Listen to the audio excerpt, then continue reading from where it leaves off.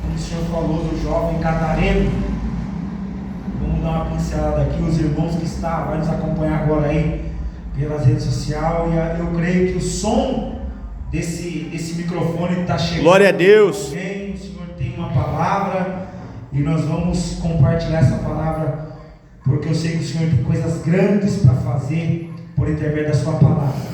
Versículo 35 do Evangelho de Jesus, que escreveu Marcos, capítulo 4, a palavra do Senhor fala: e naquele dia, sendo já tarde, disse-lhes: passemos para o outro lado da margem. Essa palavra é uma palavra gloriosa. Jesus está pregando do lado do mar da Galileia, e nós sabemos que o outro lado do mar da Galileia, também conhecido como mar de Tiberíades, Jesus não tinha visitado até então. E Jesus, ele falou ou fez esse convite de forma proposital para os seus discípulos que estavam ali com ele. Ele estava pregando uma mensagem do lado do mar da Galileia, e uma multidão de pessoas que ali estavam. Mas o convite feito aqui foi para os seguidores de Jesus, os seus discípulos, e nós sabemos na sequência que eles atravessaram do outro lado. Teve algumas dificuldades. A Bíblia diz que quando o barco estava atravessando para o outro lado da margem, veio o vento, como a Bíblia diz, veio a tempestade, e eu quero entender que o inimigo, ele já sabia o que lhe aguardava. Os discípulos até então não sabiam, mas a palavra do Senhor fala que Jesus repreendeu o vento, repreendeu a tempestade, e o versículo 1 do capítulo 5, a palavra do Senhor diz que eles chegaram ao outro lado do mar, a terra dos Gadarenos. Glória, Espírito a famosa Santo, aleluia. Decápolis, que era composta por 10 cidades, mas Jesus foi especificamente na cidade de Gadara. Então tinha um propósito, porque na cidade de Gadara, como o pastor Marcelo já falou aqui no início, tinha um rapaz que a família não suportava ele mais, a sociedade de Gadara não suportava ele mais, porque ele era um caso perdido para aquelas pessoas, inclusive para a família. Ele andava nu, ele quebrava tudo, e a Bíblia diz que as autoridades de Gadara já haviam prendido ele por várias vezes, mas as algemas não lhe prendiam. O inimigo, o demônio que aprisionava aquele rapaz, levou ele para morar no cemitério da cidade, porque é isso que o diabo faz.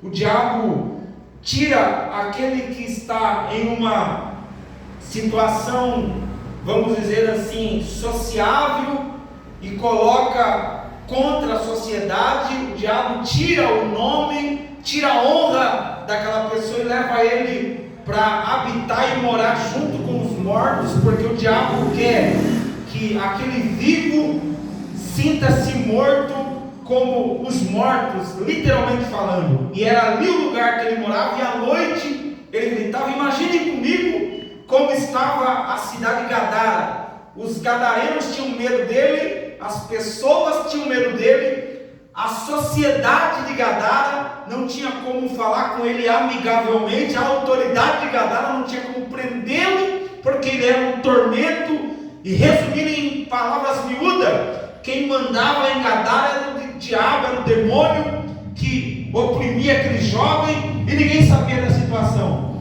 Mas Jesus, que estava pregando do outro lado do mar da Galileia, ele sabia o que ele ia fazer daquele lado, e é por isso que ele fala: passemos para o outro lado da margem. Quando Jesus chega em Gadara, não é nenhuma outra autoridade que vai receber Jesus, humana, mas quem foi receber Jesus é Deus, aleluia.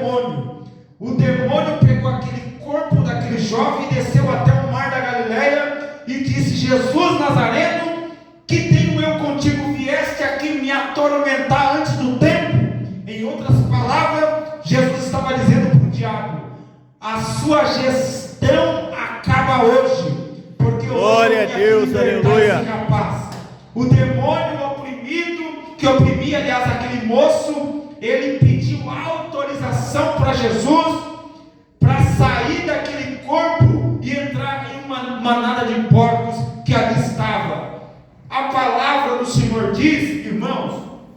que aquele rapaz ficou liberto.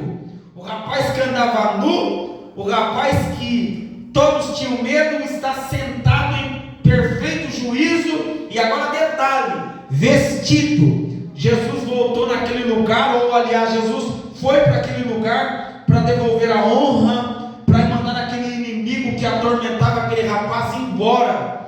A palavra que o Senhor coloca no meu coração é isso. Eu tenho certeza que o inimigo tem oprimido muitas vidas, o inimigo tem tentado roubar a paz de muitas vidas, mas Jesus está dizendo: eu estou passando do outro lado. Glória a Deus. Libertação. Hoje, nessa sexta-feira profética, essa sexta-feira de libertação, essa sexta-feira que o Senhor, aleluia, tem nos levantado aqui como orador, Ele está dizendo: eu ainda liberto, eu ainda curo, eu ainda transformo, eu ainda mudo vidas. Assim como eu libertei o gadareno, assim como eu libertei aquele rapaz que estava perdido. A palavra do Senhor diz que após a sua libertação, os gadarenos mandou aquele Jesus que havia operado aquele milagre embora, porque eles amavam mais o dinheiro do que almas, porque eles pensaram no prejuízo que Jesus causou quando os demônios saíram daquele rapaz e entraram em 2.000 porcos. Eles se precipitaram do espinhadeiro no mar abaixo. Então eles mandaram Jesus embora. Jesus não se importou com isso, Jesus está indo embora, mas o rapaz disse: Senhor, eu quero ir contigo. Jesus olhou para ele e falou: não, você não vai comigo, pelo contrário, você vai voltar para a tua casa, você vai voltar para os teus e vai pregar uma mensagem que eu vou te dar agora. Qual? Quão grandes coisas o Senhor fez na minha vida. Glória a Deus, aleluia. É isso que Jesus quer. Ele quer nos levantar nesta última hora da igreja para dizer que Ele ainda salva, pastor Marcelo, que Ele ainda liberta, que Ele ainda cura e que Ele ainda transforma. E eu tenho certeza que hoje essa palavra tem direção para alguém que está vivendo uma vida miserável, uma vida aprisionada por Satanás. Jesus está dizendo: eu ainda liberto, glória a Deus, eu ainda faço milagres acontecer, como diz aquele texto: e conhecereis a verdade, e a verdade vos libertará, e se o Filho vos libertar, verdadeiramente. Glória a Deus, aleluia. Eu tenho certeza nessa noite que o Espírito Santo está indo de encontro com alguém com base nesta palavra do Senhor. E o versículo de número 19 e 20, só para finalizar: todavia Jesus não permitiu, mas disse-lhe: vai para casa, para teus amigos, e anuncia-lhe quão grandes coisas o Senhor te fez e como teve compaixão de ti. E aquele rapaz, ele se tornou um dos maiores evangelistas daquele lugar. E ele partiu e começou a divulgar em Decápolis, ou seja, ele não pregou só em Gadara, ele pregou em todas as outras 9 cidades que era composta por Decápolis. Ele pregou e divulgou em Decápolis quão grandes coisas Jesus lhe fizera, e todos os homens se maravilhavam, todos os homens se maravilhavam. Eu tenho certeza que Jesus vai fazer coisas grandes. Glória a Deus, aleluia. Vai ser glorificado em nome de Jesus. Que o Espírito Santo possa tocar em teu coração.